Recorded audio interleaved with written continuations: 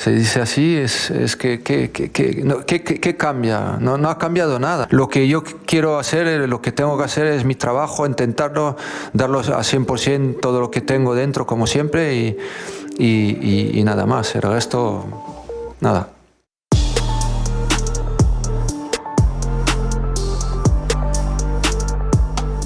Et bienvenue dans la quotidienne, la pression sur les épaules de Zinedine Zidane avant le Classico de demain, alors qu'en Espagne, tout le monde s'accorde à dire qu'une défaite face au Barça pourrait sceller le sort de Zidane. On avance même les noms de Raúl et Pochettino pour prendre sa place si le club était amené à se séparer de lui. Bon, drôle d'ambiance en ce moment à Madrid, mais au Barça, pour Ronald Koeman, il s'attend pas à voir un Real affaibli ou un peu en dessous demain. Non, il a bien trop d'expérience pour ça. Tiene tanto experiencia en jugar esos partidos de alto nivel y van a estar. Yo no espero un Madrid vulnerable, el contrario espero de Madrid. Et en attendant ce match, on a regardé l'entraînement du Barça, tenez, aujourd'hui, où on a vu un Antoine Griezmann assez inspiré. Ça fait plaisir de voir le Français comme ça, en espérant qu'il se lâche autant sur le terrain désormais. Pas mal aussi Dembouz, bon c'est un peu sa spéciale, l'enroulé du gauche. Et ça fait plaisir aussi de revoir Dembélé en pleine possession de ses moyens, en espérant maintenant qu'on voit un beau match demain. Bon, en revanche, Gérard Piqué, lui aussi, il s'est exprimé en Espagne avant ce match. Et quand il parle, généralement, Gérard Piqué, c'est pas pour rien. Il n'a pas mâché ses mots. Il était invité à s'exprimer sur l'affaire Messi cette année.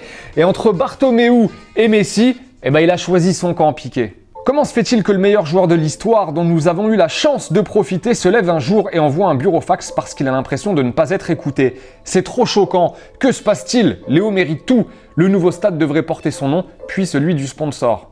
Bon, voilà, Piqué qui met clairement un gros taquet à ses dirigeants juste avant le Classico, normal, mais en même temps c'est Piqué, c'est le capitaine, lui aussi il fait un peu ce qu'il veut au Barça. Et en attendant, la petite question du jour, votre score, votre pronostic pour le Classico de demain. On veut le score exact du match, on sélectionnera 2 commentaires de gagnants qui remporteront un petit FIFA 21, mais vous le savez ça maintenant. Allez, football vrai, c'est l'heure du ballon et on file en Amérique du Sud aujourd'hui. Mais nous, une petite musique Amérique du Sud. T'as ça sous le sabot? On a ça. C'est parti. Union Católica face à l'Internacional. Alors faire un ciseau, c'est pas facile. Mais prendre le gardien qui revient pleine balle à contre-pied sur un ciseau, c'est encore moins facile. Voilà, est-ce qu'il l'a fait exprès? On ne sait pas. En tout cas, Fernando Zampredi donne la victoire à Católica grâce à ce but à la 89e minute de jeu.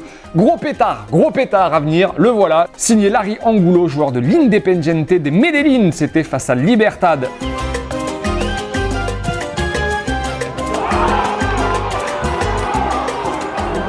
Et tenez, Boca Juniors a battu Caracas 3-0 cette nuit avec un doublé pour un joueur qu'on connaît bien, Carlos Tevez. Bon, le premier, c'est du classique, à l'affût, voilà, rien de fou. Et frappe croisée, tenez, pour le deuxième but de Tevez qui se fait appeler Carlitos maintenant sur son maillot et qui continue de planter en Argentine.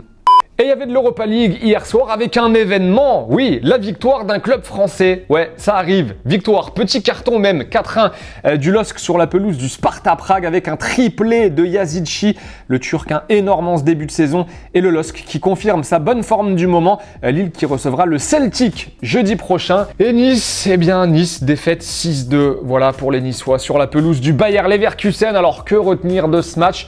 Peut-être la performance de Gouiri. Voilà, très bon lui aussi en ce début de saison, l'ancien Lyonnais qui impressionne à chaque match. Pour le reste, pas grand-chose. Et on n'oublie pas ce soir l'équipe de France féminine qui joue, ce sera face à la Macédoine dans le cadre des éliminatoires de l'Euro. Les Françaises deuxième de leur groupe de qualification pour le moment, derrière l'Autriche, mais avec un match en moins. Voilà, les joueuses de Corinne Diacre qui pour le moment ont remporté tous leurs matchs. Allez, les 2 petits commentaires sélectionnés en réponse à la question de Licia hier qui vous demandait si le Classico allait être décisif pour Zidane. Firestorm nous dit « Pour moi, Zidane va réussir à ramener son équipe vers le haut niveau. Il a déjà démontré qu'il était un grand entraîneur. Il avait gagné la Liga, par exemple, avec le Real alors qu'ils étaient mal avant qu'ils reviennent. Aurel nous dit « Zidane a toujours prouvé sa valeur en tant qu'entraîneur. Il saura se relever d'une mauvaise passe. Même s'il perd le Classico, il sera soutenu par ses joueurs. Il ne partira pas sur un échec. » Et ces 2 petits commentaires donc sélectionnés qui repartent avec un FIFA 21, c'est bien ça? C'est ça. Il est pour vous. Allez, c'est la fin de la quotidienne, les amis. Merci de nous avoir suivis. Juste un dernier mot. Joyeux anniversaire au roi Pelé qui fête ses 80 ans aujourd'hui. Pelé qui, entre autres, on le rappelle, a remporté la Coupe du Monde 1958 face à la Suède avec un doublé inscrit en finale à l'âge de 17 ans. Voilà, le même âge que Kamavinga aujourd'hui. Et on se quitte avec vos buts. Oui, avec, n'oubliez pas, le hashtag ButFastFoot FIFA 21. Voilà les meilleurs buts aussi chaque semaine qui repartent avec un petit FIFA 21. Et nous, on se quitte avec vos pépites de la semaine. Ciao les amis, à plus. Ouais,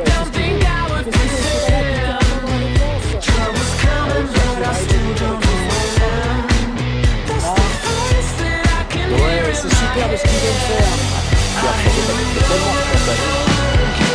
Attention, ça fait perdu. Il n'a plus qu'à la mettre.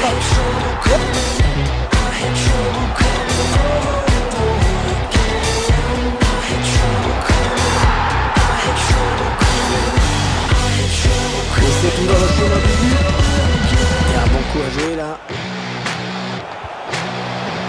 Anderson Talisca. Oh quel but! Oh quel but!